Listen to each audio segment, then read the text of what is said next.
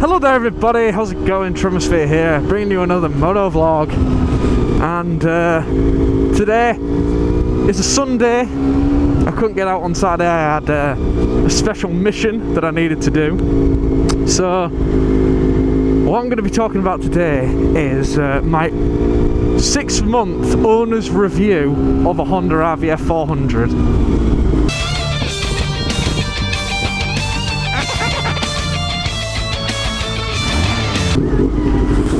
You guys might be wondering like why I'm doing a review of my bike after owning it for a certain amount of time, and that's because the RVF is going to be Ariel's going to be put for sale.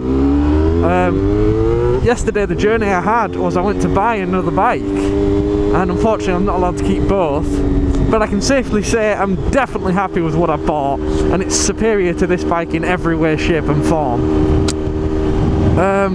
So yeah, this is potentially the last ride I'll ever have on this bike, which is crazy when you think about it.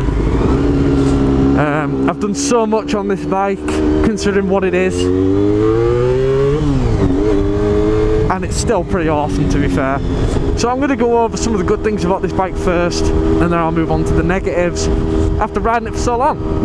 The good things are, well, the power delivery. The power delivery is, it doesn't bite your hand off when you go on the accelerator, but at the same time, it's got a lot of power, even when it's restricted like mine is. When I had this unrestricted, it was so, just goes, which is really good.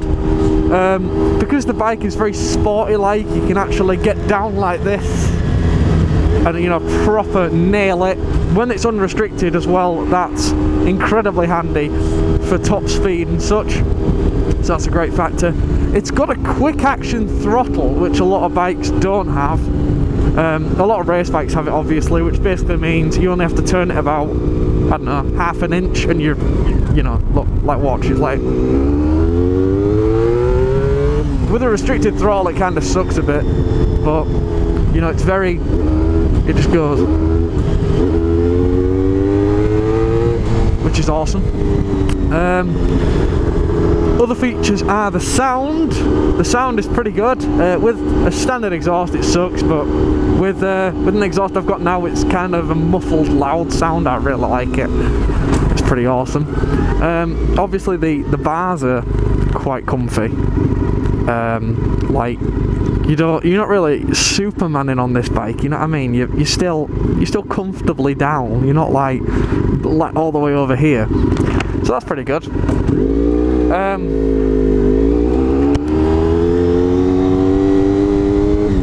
So let's go on to a couple of negatives about the bike, because Lord knows it's got some negatives that I've found. When you own a bike for a certain amount of time, I find that you start to find more faults with the bike than loves. That's just me though.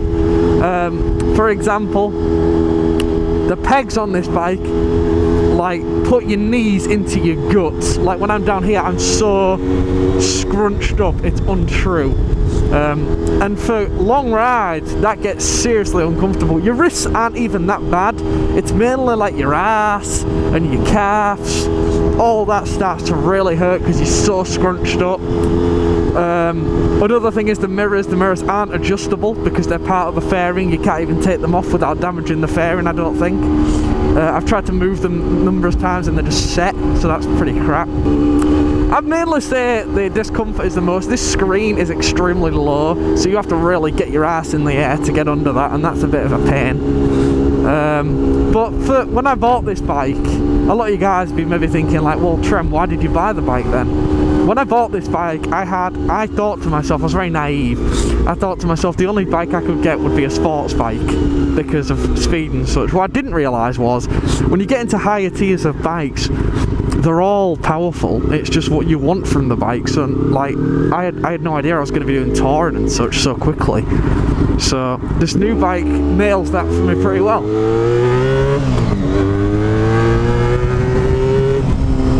I gotta admit, another good point about this bike is the lean. Like, it's extremely light for a start, which is amazing, and also the lean you can get on this bike is effortless. Like on my new bike it's pretty heavy, so it's I'm not as keen to get my knee down as I am on this.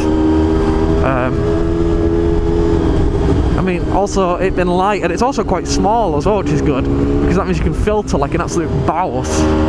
But this bike is the kind of bike, in my opinion, that you would go to Scarborough on.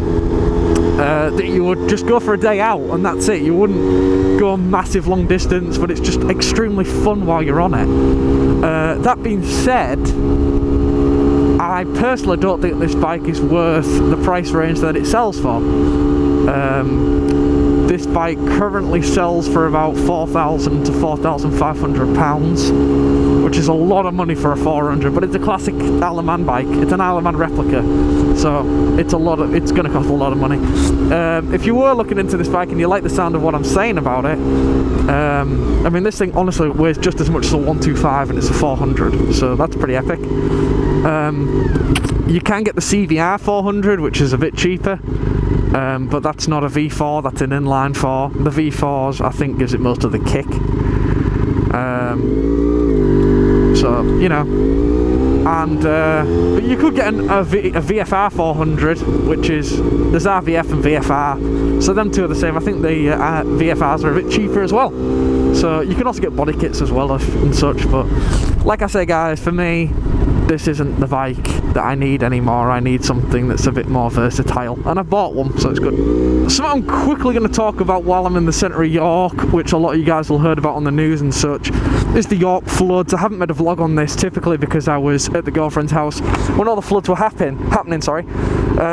So yeah, the floods have been pretty bad. I'm pretty sure they've been all around here where I'm sat now. All the flooding came over this wall, I'm pretty sure. The gate that they talk about that didn't work is somewhere over that area. They had to open a gate which flooded most of where I just came from. Man, this thing is loud, I forget. The new bike isn't as loud as this, but it's louder in a sense of just when it's running. You don't need to, like, you know, it's pretty loud though. It's got a baffling as well. Pete's Hut's been attacked by junkies, hooray hooray. Like I say, if any of you guys haven't figured out why I'm changing bikes, like, I hadn't even had this a year yet, I've had it about 7 months. And the reason I'm selling it is with the tour that we've got coming up, the Euro Tour, this bike will simply not deal with that. And either will I, to be honest, because like I said, the riding position after a while is so uncomfortable. You know, you've got no chance, honestly, doing like 2,000 miles on this, no chance. So I needed a more comfortable bike, and also something a bit more powerful that could take the hammering for 2 weeks straight, or a week and a half straight. So now I've gone and bought something that's ideal. And the beautiful thing about the bike that I bought is normally when I buy a bike, it's pretty much standard, and with this bike it's totally opposite. I got it at a bargain price from a dealership. It's got a bit of damage that I'm going to work on over time. But the other nice feature about it is that it's got all the mods. It's got a sports exhaust, it's got heated grips, you know, it's got all these awesome features already, and I got it at a good price. So, you know, it's an absolute bargain in my eyes, and I'm really chuffed. So I can't wait to show you that. Hopefully it won't take me that long to sort all these things out, get it through the MOT and such, and then I can have it on the road. So that's what I'm hoping for anyways. But now December's over, January's nearly halfway through, so summer will be on its way again soon. Hopefully less rain means more recording and such like. I'll leave you guys to ponder on that, and I'll see you in the next video. Have a wonderful day. Tremisphere out. See you later.